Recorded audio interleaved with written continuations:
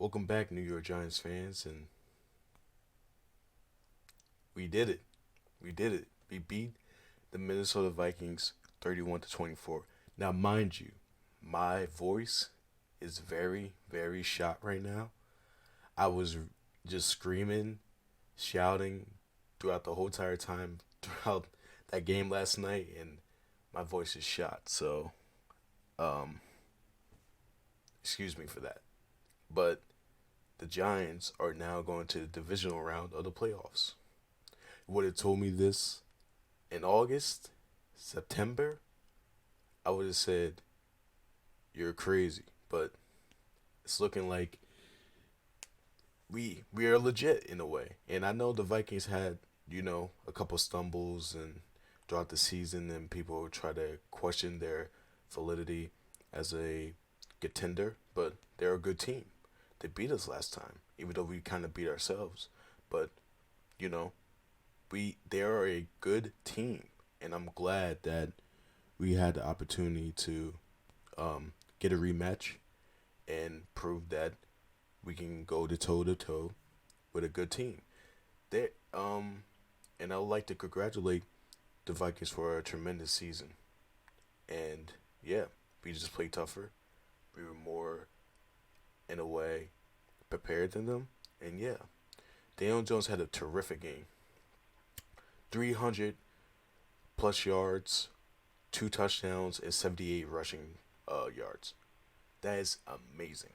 Amazing. So I'm so glad that we have a quarterback like him.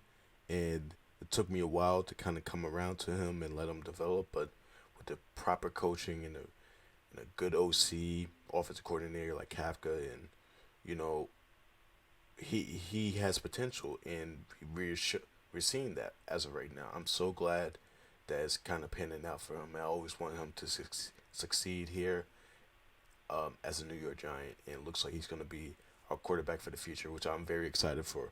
For him as his first playoff game, he has played really well. Look back at it when Eli Manning had his first playoff game. Like, I was hearing what Tanner was saying about it. He was saying like he couldn't even Eli Manning with his first playoff game couldn't even get to midway into the 50-yard line. Like, he was really bad. He played terrible. But look at Daniel Jones.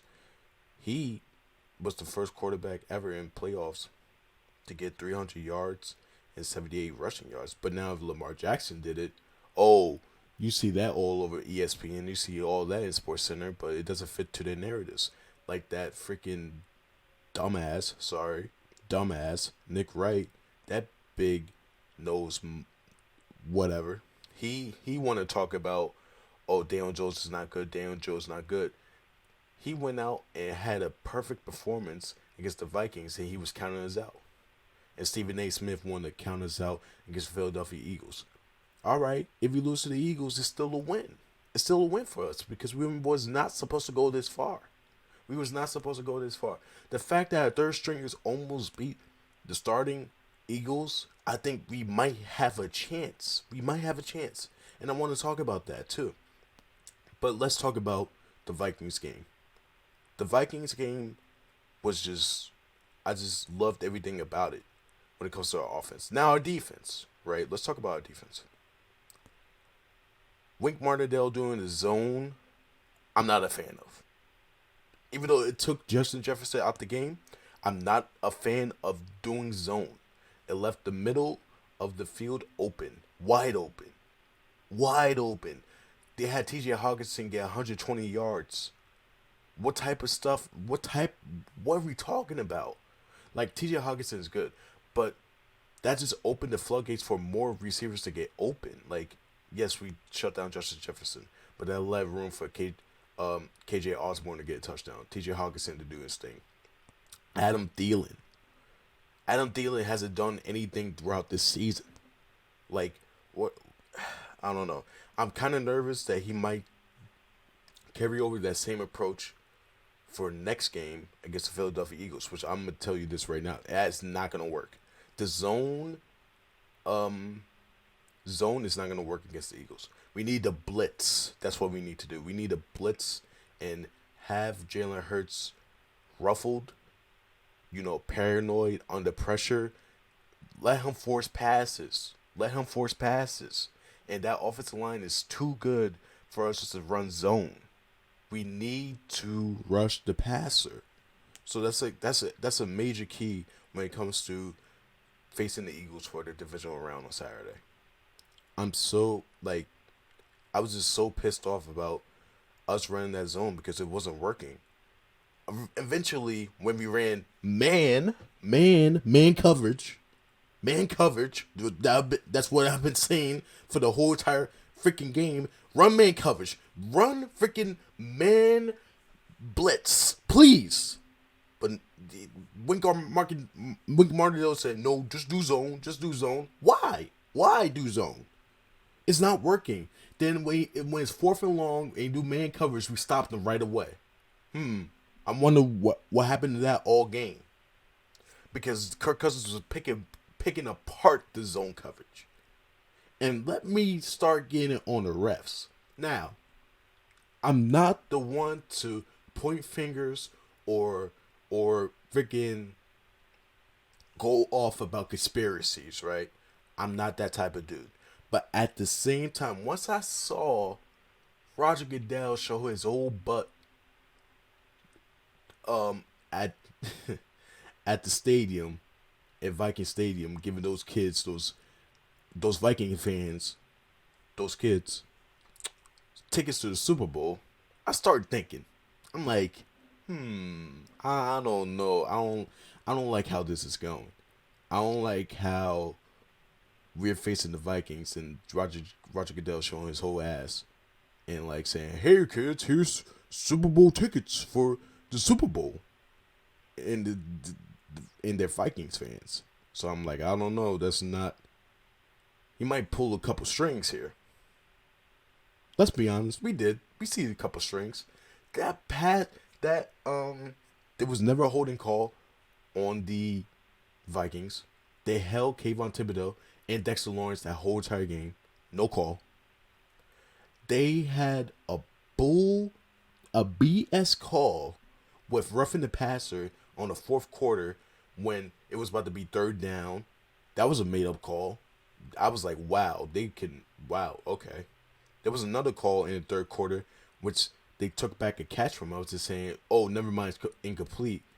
But they somewhat reviewed it, I guess, even though no one threw a challenge flag. You can't review a catch just out of nowhere.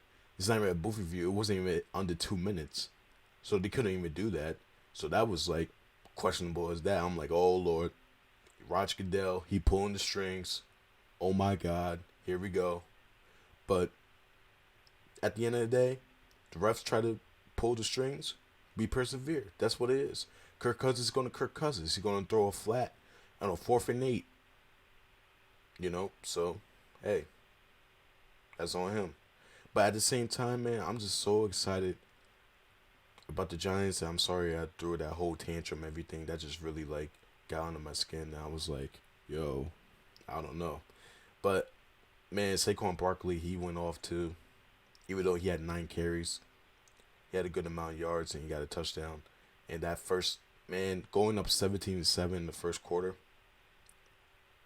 in the first half, that was like amazing. I was like, wow, I was not expecting this. I was expecting a little bit more of a slower start. Now that's what we was trying to go for the whole entire season, is to have a great start, have an explosive start. So then when it feels like we're kind of slowing down, crumbling apart, we were already ahead. We were already ahead by 7 points, at the end of the day. And the Vikings needed a touchdown except for a field goal, right? So, or being tied, right? So that's a huge difference when it comes to that. And Daniel Jones just played a magnificent game, and that was just a classic game. And Vikings played a tough game too. And I know I racked on Kirk Cousins, but he actually played a good game. He did. And I know a lot of Vikings fans will like to get on Kirk Cousins for that game, but it's not his fault. It was the their defense could not stop anything. Had a couple sacks on us, but at the end of the day, they could not stop Daniel Jones with the passing. That's why we kept on passing. They couldn't stop him on the pass. They couldn't stop him on the run. They couldn't stop him. So it was just a game of inches, and he just came out on top. He just had a better start, and that just set us up for the rest of the game. And what I like to talk about here is what we need to do to win when it comes to the Philadelphia Eagles, because now this is a much harder matchup. Yes, I agree. The Philadelphia Eagles are a way more tougher matchup than the Minnesota Vikings, right? Minnesota Vikings defense, not so great, right? You got Patrick Peterson, who's like 32 years old. He might as well just retire at this point. But he got stiff armed by Daniel Jones. Wrap it up. You're done. Okay. So, but with the Eagles, they're a borderline super team. I feel like they are this year's Rams. They are a super team. I don't care what you say. They are a super team. They are a bought team. They pay for those players. Right? They pay for those players. They pay for Hassan Reddick. They freaking traded for A.J. Brown. They paid and got acquisitions for those top tier players. They are a bought team. So that's a harder team to go against. And at Philly, I'm not saying it's impossible, but it is possible that we can overcome that and shock the world. We need to go off to a great start like we did last time. Just, I say run a lot of play action, option. I feel like the option play, they can't really stop, honestly. And I feel like they overcommit a lot of times. We could do that. Run some RPOs. Get Saquon involved as well. Do a little bit more trick plays. Get them off their footing. Don't do casual plays. We had to get them off their footing. Just like how Kafka was trying to instill the jet sweeps, the reverse counters, all that. We might got to use that for the Eagles as well. We got to get them off their footing. We got to surprise them, So I feel like we need to do that. And also, our defense needs to step up. Wink Martindale got to get back in the freaking lab and draw up something that can contain Jalen Hurts and A.J. Brown and Devontae Smith, Quez Watkins. Oh, don't forget Dallas Goedert. Those are guys that we need to retain. Those are guys that we need to just cover. No zone. Get rid of the zone. We need a man blitz. That's what we need to do. Because the zone was not working. Dallas Goedert is going to eat us alive at the zone. He's going to eat us alive at the zone. We can't keep doing that. And if we keep on doing zone, that's going to open up so many opportunities for the running backs to just get open in the backfield. When it comes to just running out the middle, sometimes we can't stop the middle, and the linebackers are dropping back, and that's going to get the running back even more yards.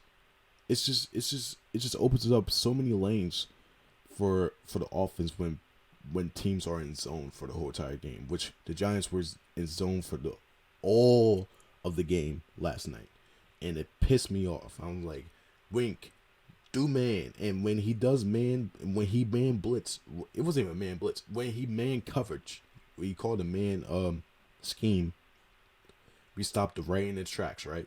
I was like, where was this all game? So I think we need to switch it up. With the man in the zone, switch it up, right? Make the right amount of adjustments, and I feel like we could have the possibility of winning this game. Now, if we do beat the Eagles, I'm going to say this. Even though the Eagles are kind of fraudulent, let me say this. The league better watch out. I'm going to be honest. The league better watch out. Because if we can beat the Eagles, I'm going to come in and be like, hey, we might even beat the 49ers if we face the 49ers. Either it's beat the Niners, the Cowboys, the Bucks. I know damn well we can beat the Bucks. I know that. I know we can beat the Bucks. But, like, Cowboys, 49ers, like, watch out. I feel like we can shock the world. I feel like. And I'm not just saying that because we beat the Vikings. I've seen it for the past couple weeks. This whole entire season against the odds, when we're kind of out, we can just, we prove people wrong. and we have the right amount of coaching. We have a good coach. Things are different now. Things are different. Now it's time for people to wake up and smell the roses and be like, wow, the Giants are actually legit. I don't want to hear anymore, oh, but this happened, but that happened. We have a bottom roster.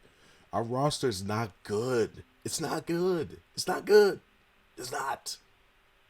But you want to say Nick Sirianni, that freaking guy, he deserves Coach of the Year for having a super team? For having a super team. That's like you saying Sean McVay should have Coach of the Year last year for having a super team. He bought that team. He's not a real coach. A real coach is having a Giants-type roster and leading them to the divisional round. That's a real coach. I don't want to hear about Nick Sirianni having a freaking super team, a bought team, keys to the kingdom, and you saying he Coach of the Year. No. I could be the freaking coach of the Philadelphia Eagles. I'm leading them to the freaking Super Bowl. Because guess what? Look at all the guys they got on that roster. Look. Don't give me that blasphemous. Don't give me that. Because that's ridiculous. You're smoking something if you think Nick Sirianni with his super team deserves Coach of the Year.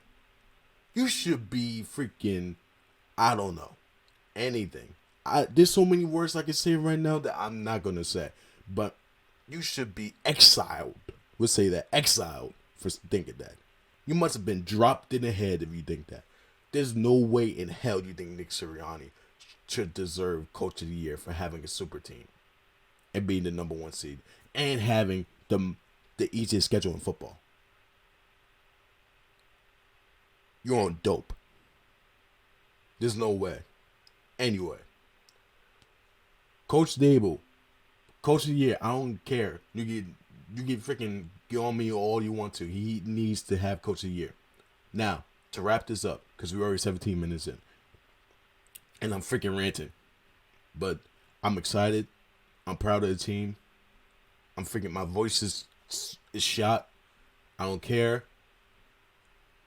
We're gonna keep on building upon this. Even losing against the Eagles, I'm not gonna be impressed by the Eagles for beating us. They're, like I said, they are a super team. Super team. They are a team assembled to make the Super Bowl. They're a Super Bowl caliber team. They're not that far off from the last year Rams. They're not. So you come to me about this and that, blah blah blah. It's whatever, right? So I'm gonna just wrap this up and say the New York Football Giants are legit. I don't care what happens this Saturday. I will be there. I will be watching the game. And you will hear from me after the game. Good or bad, win or lose, you will hear from me. And all I gotta say is, let's go Giants.